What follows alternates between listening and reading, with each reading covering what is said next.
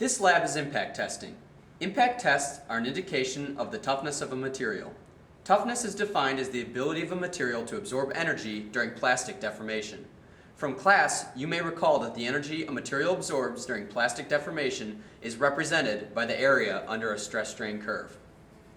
In this experiment, two samples will be tested, aluminum and steel. External conditions affect the toughness of a material, and in this lab, two external conditions will be varied.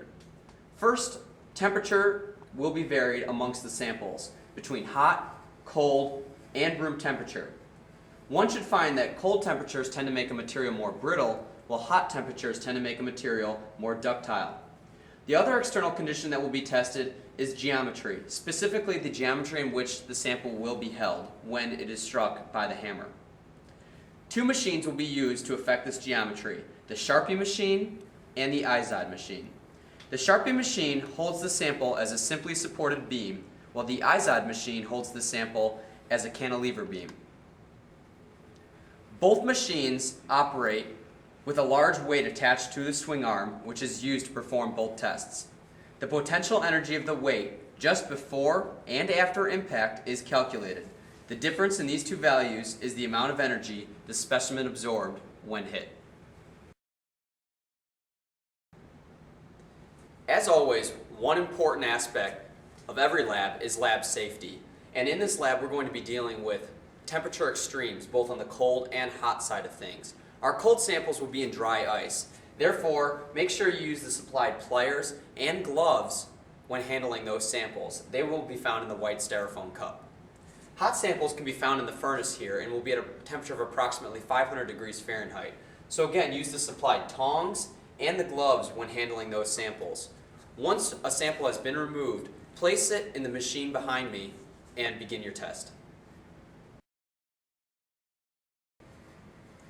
This is the Sharpie test machine. What makes this machine unique is twofold. First off, the samples will be held as a simply supported beam, and that is one of those external conditions I mentioned earlier, the geometry of which the sample is held. Next off, we have the hammer of this machine. It is a 15-pound hammer. This hammer will be held from a height of 2 feet, which results in a total potential energy of 30 foot-pounds. Before we begin any sort of test, we have to make sure the machine and scale are zeroed. In order to do this, we must raise the hammer, and it locks into position here, again at a height of 2 feet from the center of the mass of the hammer to the sample. Next, we must push the dial all the way past the end of the scale. The end of the scale reads 30, and again that's because the total potential energy for the Sharpie machine is 30 foot-pounds.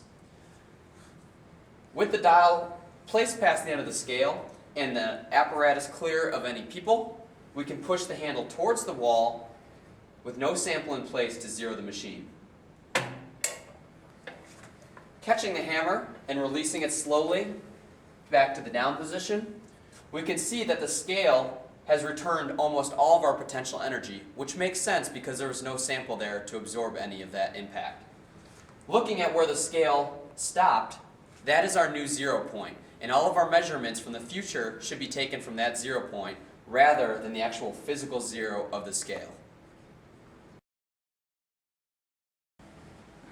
Now that we have zeroed the machine, we're ready to begin our first test. To do that, we need two things. First off, the sample for the Sharpie machine. This is the shorter of the two samples, as the Izod sample is much longer. Next, we need the jig. This jig will help us accurately mount the sample into the Sharpie test machine. Sliding the jig from the left side to the right, it will lock into place. Taking the sample with the notch that's in the sample, facing the peg in the jig, align the two, pushing the sample firmly up against the Sharpie machine. Removing the test jig, the sample is now properly aligned to begin our first test.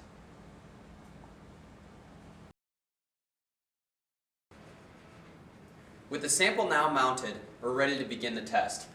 Again, remember to make sure that the dial here is past the end of the scale so that we get an accurate reading. Also, double check to make sure there's nothing in the way of the swinging pendulum as it comes down, otherwise it'll ruin the results of the experiment. With everything ready to go, we'll push the handle towards the wall and begin the first test. Catching the hammer on the return swing and slowly bringing it down to its neutral position, we can go ahead and take our reading, seen here on the scale, from the 0 point that we measured earlier.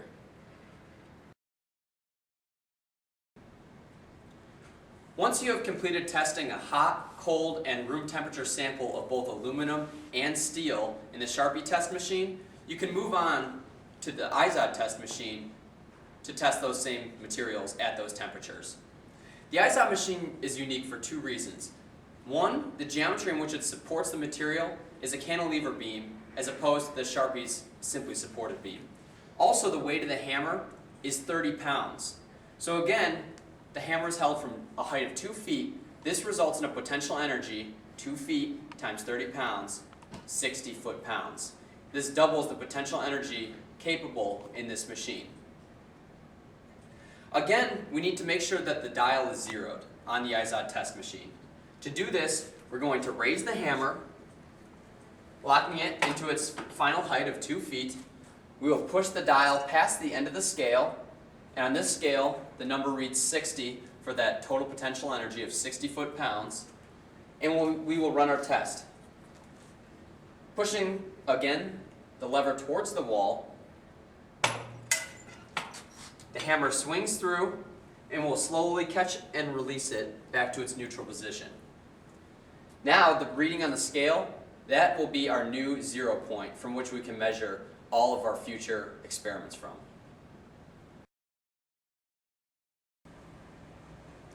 Now that we've zeroed the test machine, we're ready to begin our first test on the IZOD machine. First, we need the IZOD test sample. These are the longer of the two samples, and this will be used, again, in both aluminum and steel specimens at the 3 different temperatures.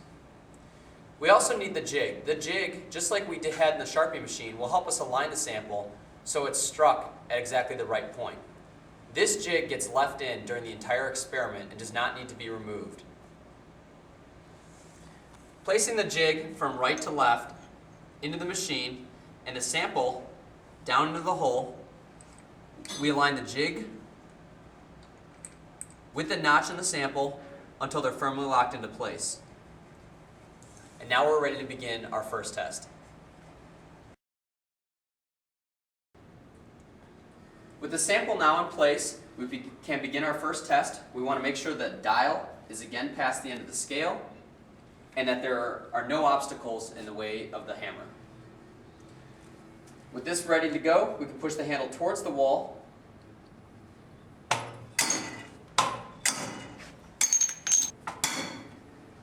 Catch it on the upswing and lock it back into place. And on the dial here, we can take our reading for the amount of energy absorbed. With the experiments now complete, you should have run 12 full tests, 6 on the Sharpie test machine and 6 on the IZOD test machine.